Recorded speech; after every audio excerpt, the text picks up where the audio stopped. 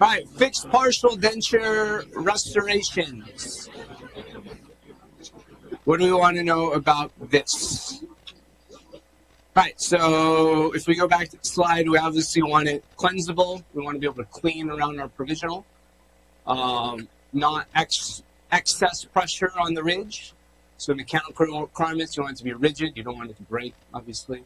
Strong connectors. So that connector area is the area that connects the abutment and the pontic. And that tends to be the thinnest area of our fixed partial denture. And then you obviously want it to look fabulous, right? It should look like a tooth.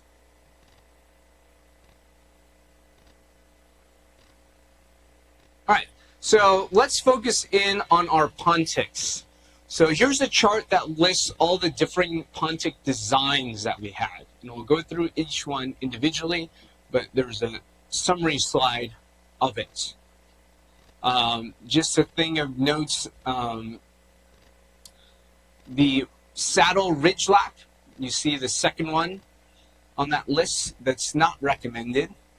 The modified ridge lap, so the second to last one, is probably the one that you'll do the most of. And then the Ovate Pontic is going to be our best in terms of aesthetics. Right? And we'll do an exercise with that Ovate Pontic. All right, so just a guiding principle for these Pondtix, the idea of convex versus concave. So I'm looking at the area of the Pontic that is going to be in contact or closest to the tissue surface. And what you want is a convex surface. And the reason for that is at some point the patient needs to be able to slip floss in between the teeth and then underneath the Pontic to floss out any food that's trapped in there, okay? If you have a surface that's convex, that floss, you're going to be able to adapt that floss along the convex surface and clean that out. Versus something that's shaped concave, you'll see that a piece of floss, even if you held it tightly against the tooth, and then you pulled up on it or pulled towards the tooth, there'd be an area of that Pontic area where it wouldn't be able to be cleansed. All right, so concave, bad. Convex, good. Okay, so tissues at the surface of the Pontic should be convex to allow for hygiene. All right, so another principle is if you look in between the teeth, we want to open up these embrasure spaces just large enough so that you can slip a piece of floss through. And there's a balance, because if we make that embrasure space too tall, let's say, then what happens to your connector size? That gets thinner and it becomes weaker, okay?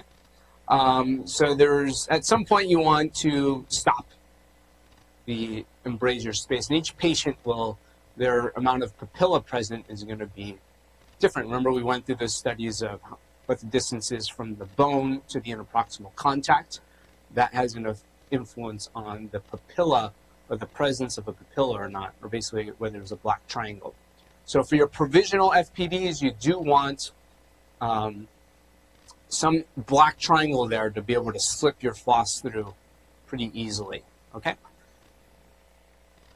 All right, so how do we get to this modified ridge lap shape? Well, one of the first things we'll do is we're going to use this large disc and start to open up the embrasure spaces to get that shape, okay? So we have a disc and open that up. And this is what the picture of a modified ridge lap looks like. So on the facial surface, or the aesthetic area, it covers the ridge, or it's well adapted to the ridge to mimic that tooth emerging out of the gums. But you could see on the lingual side of that Pontic, it's shaped so that it is convex to allow for hygiene. So you're trying to get the best of both worlds, okay? So here is an area, if you think about this area of contact, that's the approximate area that should remain touching the tissue, right? Everything that's not in that area of contact should be contoured so that it flows into this convex shape or surface. Okay. And again, I'll show you a demo of what that should look like and how to contour it. Okay. So just to emphasize that point again, you can see that this piece of floss, even if you wrapped it tightly around the Pontic, there's an area in that center there that is not cleansable. There's food that's going to be stuck underneath that piece. Okay? And I just marked with a pencil, so this area here you should leave relatively just untouched, okay? Because you want that area to be well adapted to the tissue surface so that it looks good, right? It looks like it's well adapted tissue and it's emerging from the tissue. And on the back side, you want to take a little burr and you want to start contouring that to get to that convex shape. Okay? So I have a skinny burr like that, and I start holding it at that angle to have things sort of flow down into that space or into the interproximal region. So everything should be contoured to flow down. So the way you can think about it is if you like dropped a little drop of water, is that water going to spread out and kind of flow down onto the floor? Or if it's convex, the water is going to collect on some area of your Pontic. Okay, so just think, are things going to flow down and away from that contoured Pontic? All right, so you see how we've changed that convex surface into some, or concave surface into something that's convex, right? And same thing if we look in this direction from this view here, we can see that things are convex, not concave. Concave would be dished out this way. And we'll have some examples of what a concave Pontic looks like. So you do want that ridge lap area to be well adapted to the tissue so that these are both Pondtix. You can see because of the ridge deficiency here, you see how it's sunken in a bit, that this doesn't look as natural because that ridge lap area isn't well adapted to the tissue surface, and you get a little bit of shadowing there. Whereas on this surface here, it looks like a natural tooth that's emerging. The other thing you want to focus in on is your ridge lap portion. You try to want to match the height of the tooth as much as possible. So that's what this picture shows. So a Pontic should have the same incisal gingival height as the original tooth. Okay? So you just want to make it look as natural and try to keep the existing tooth height. So here's an example of an anterior tooth. So you can see that this facial portion is left relatively untouched. You can see a little space there for your floss to slide through. And then from the lingual surface, you can see how things are shaped. So it's convex. And this would be a cleansable Pontic. All right, Ovate Pontic. So the Ovate Pontic is different in the sense that it's, I don't know, it's just different. Just look at it, it's different. So the Ovate Pontic is formed during the extraction of a tooth, or you modify the tissue so it accepts this contour. Basically, it's still convex, but the whole thing is sort of pushing into the gum tissue area. Okay, so it has some displacement of that tissue, and this is the most natural looking Pontic because it actually does emerge out of your gum line. Okay, whereas the ridge lap just kind of sits on top. Okay? So the idea is that you want this receptor site to be 1 to 1.5 millimeters deep, and generally this is done in your most aesthetic areas. So really your maxillary anterior teeth is where this is done most commonly. So here we see that the teeth have been prepped for crowns, and then the tooth is extracted. So we're trying to replace tooth number 8 with this fixed partial denture. So you see we have a recent extraction site. This is the before of that tooth. And then you can see that that red line is where our free gingival margin is, and we have a portion of that Pontic that's about 1 to 1.5 millimeters that will extend into that tissue area. So as that socket closes, the gum tissue is going to heal around that contour. Right, so you let that heal. 4 weeks after placement, Pontic was shortened to extend 1.5 millimeters into the extraction site. So look at this Pontic, right? Does that look really natural? So when you take off the FPD, the provisional, this is what the contour of that soft tissue looks like. So you're trying to mimic or recreate the contours of the tooth that was originally there. Okay, and then this is the final crown that's restored. So that's the idea of an ovate Pontic. Okay, ideally done at the time of extraction. Sometimes what you can do is if the tooth's already extracted, you would actually take you'd numb up the patient, and then you would take like a round burr or a football burr, and then actually prep the tissue surface into this shape, and then add to the Pontic so that you create this emergence profile. Okay? So ideally done at time of extraction, but you can also do it after, but you have to kind of take away some of the tissue by essentially just grinding it with a burr. Okay?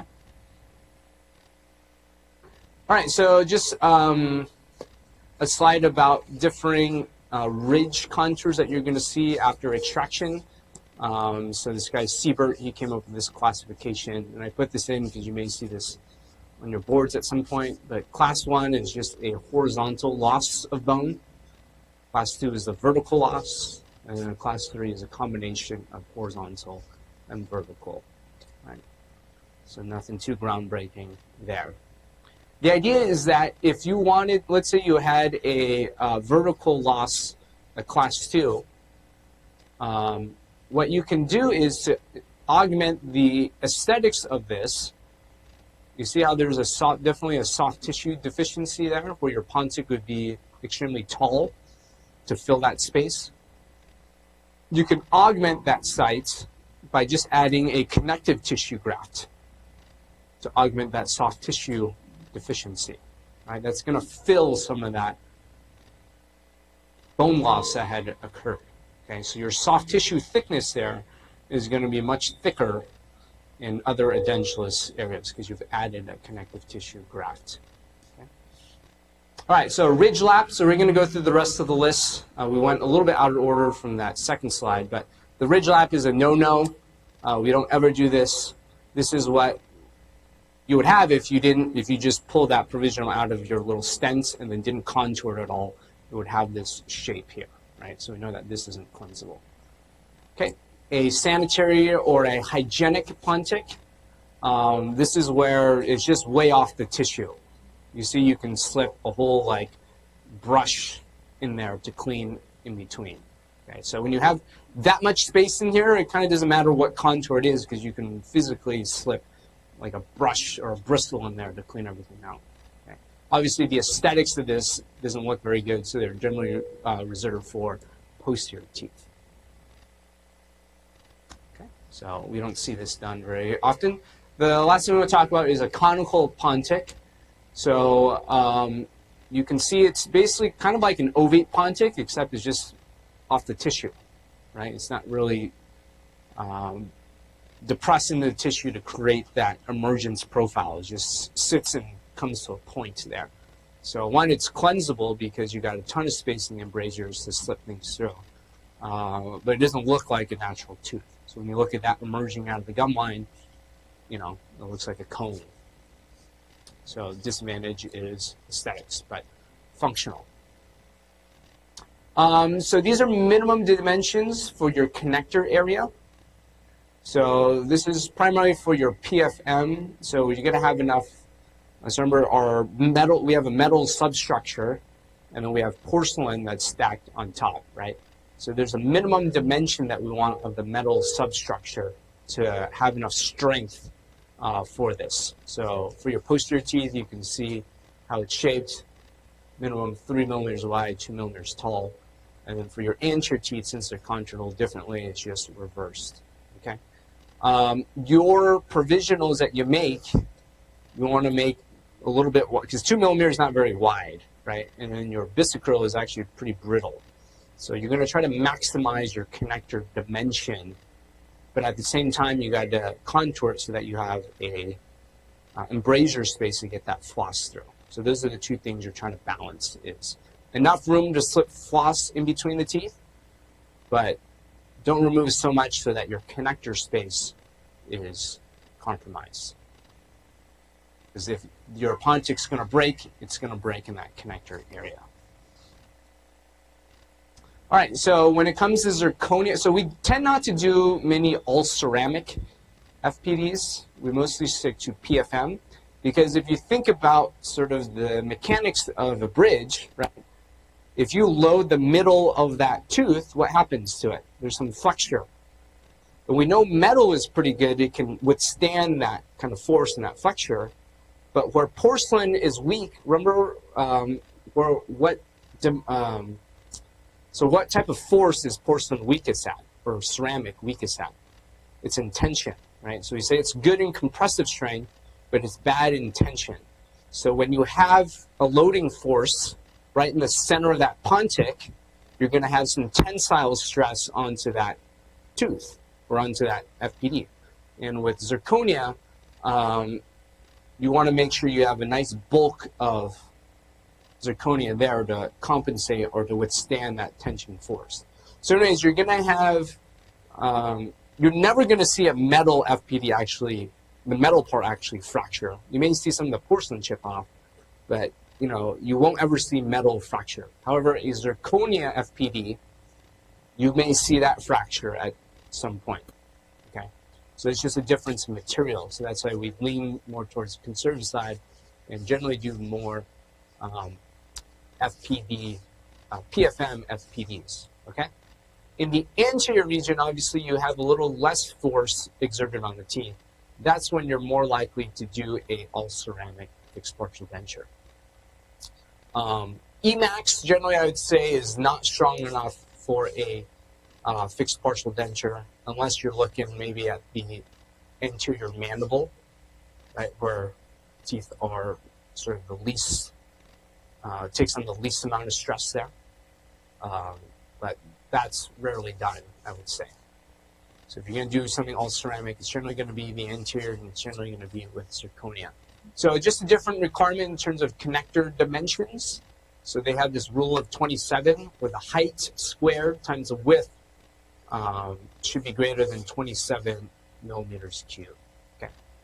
So again, zirconia requires a bit more bulk to it for adequate strength. Cut and solder. So this is probably the most confusing topic we have, and this is what we're going to end today's lecture with. So if there's one thing you pay attention to, this should be it, because I think it's a challenging thing to kind of visualize, because you don't actually really get to simulate it at all. We have to do a little bit of imagination. All right, so this applies to PFMs because it involves metal. All right, you're not going to be able to cut through zirconia and solder it back together. Remember soldering? When else did we, is it advisable to solder? What do we say? And when you want to add interproximal contacts to some sort of metal restoration, right? So you take a little bit of this metal, you heat it up real good, and it basically just adds to that bulk there. Okay. So a metal framework is waxed up just like you would, you know, a PFM coping. It's casted, and you're actually going to try this metal coping into the patient's mouth. So you always want to have an extra appointment before the delivery appointment to try in this metal substructure. You want to do this before you add porcelain on top of it. Okay? Because if you didn't have this try-in, if you stack the porcelain and then you went to go deliver it and you find it doesn't fit, well, what do you have to do? You got to strip all the porcelain and then do this cut and solder step anyways. Okay? So we always have a wax or a metal framework try-in appointment for any of these PFMs. And the same thing occurs if you do an all-ceramic one. You just wouldn't be able to cut and solder. We would have to remake it. But we always have you guys do a try-in appointment before the final porcelain is stacked on. Okay? So this metal framework is seated onto the preparation, and then what you're trying to do is check that it seats well. Right? You check the marginal seal, and then radiographs are taken to verify that it fits correctly onto the teeth. So there's times where the framework doesn't fit well, okay? So there's some distortion and then somewhere, and then you get an open margin somewhere. Okay. And the question is this happening at the abutment level? Or we can kind of want to classify these errors. You can think of it as like local errors, like right at the abutment or the margin, or a global error is like a distortion within the whole framework itself. We'll kind of clarify this point with these diagrams here, okay? So is distortion at the local level or at the global level? And those are sort of loose terms that I use to help explain this. Yeah. So if it doesn't fit, what can we do to test whether it's at the local level or the global level? Well, we can cut this framework and section it at the connector area because that's where it's thinnest, okay? And then we can seat the two individual pieces now, because now it's in two pieces, and we can seat it on the individual abutment teeth, so it's not connected anymore. So if we find that the marginal discrepancy still exists after we've sectioned it, then we know that, the cast in the impression, there was some inaccuracy there, and that this framework needs to be remade, right? There's no way to get this framework to now seal the margin. Okay. So this is an error at the local level. You can think of it that way. So new impression is needed because the margin wasn't captured accurately, thus an open margin. Okay. So here's a different scenario. Let's say you cut this framework so it's now in two pieces, and then you go back and then seat it onto the preparation. And since they're in two individual pieces now, we find that, both of the margins here are perfectly sealed, right? So now we know that this error occurred at this global level, quote unquote, and this indicates that the margins are captured accurately, but the inner abutment relationship was distorted in some fashion, okay? So in this situation, the framework doesn't need to be remade. It merely needs to be soldered together. All right, so let's illustrate that again, just for the sake of clarity. All right, so you have a framework that's made off of this cast, right? And then we go and try to seat it onto the patient's mouth. So we have this impression, it captured accurately. So we have our teeth, and we try to seat this framework onto the teeth. So you can see that the stone casts, if you look at the preps of the cast and the preps of the teeth, they're the same exact shape and size. Right? So we know that that captured it accurately. But the difference is the teeth the relationship of the teeth is a little bit different. So on the stone, you can see where I drew that line. You see how the line isn't directly in the center of the tooth prep? So that means when we go seat this, what's going to happen? It's not going to fit because it's slightly askew, right? So that occurs when there's a difference between your cast and your teeth at that inter-abutment relationship. So not sort of at that global level, not at the local margin level. Okay. So the framework doesn't fit on the teeth because there's some distortion within that framework. So what can we do? We'll remove it, we section it, and now we go reseat it onto the teeth. So now we can see that each individual piece seats perfectly. And then we're going to add, remember that acrylic that we added for cast, post, and core? So that Duralay resin. So that acrylic resin is added to that gap to help just loop that together. Okay? So that captures the correct inter-abutment relationship. And then we take that back out of the mouth. And we can send this to the lab, where the lab will invest it. So that helps secure the two pieces in the same relationship. And you take away the acrylic, and then you end up adding metal to it to join those two pieces together. So that when you go back to the mouth the second time, that will fit onto the preps. So that's the idea of cut and soldering a framework that doesn't fit. So I have a clinical example. Now this example is on implants. So you're going to have to do a little imagination. Just pretend that the implants are like prep teeth. Okay? So we tried in this framework. It's to connect two teeth here. It's supposed to be a splinted restoration. And we see that there's a gap at the margin there. So what we do is we cut that framework in half. So you see where we cut it. And now we seat both of those two pieces individually. So you can see the margins are closed on both pieces, but then they're only able to seat because we had cut them and they act as individual copings. So this is the acrylic resin that I'm talking about. So we added that intraorally while both are seated flush on the margins so that they're tied together. And then I don't have pictures of what the lab did, so I pulled these out of the textbook. But the idea here is you invest the metal, and what you're trying to do is just preserve that relationship by putting it in some stone. And you see there's a gap there, a gap here. And what you do is you heat up this little piece of metal real hot, and then it's going to solder those two pieces together at that point. Okay, so then you rejoin the casting together. All right, so here's another example. Here's a piece of solder. You heat it real closely, okay, and then that binds the two pieces together. So now this has been soldered. Now we can seat it back into the mouth, and then we can see that there's no open margins on that. Okay. So framework try-in, cut and solder if it doesn't fit. And if the margins seal, then we know that it doesn't need to be remade. Right? So does that make sense?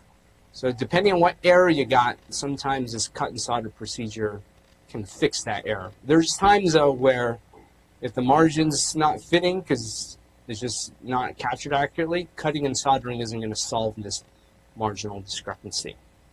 All right?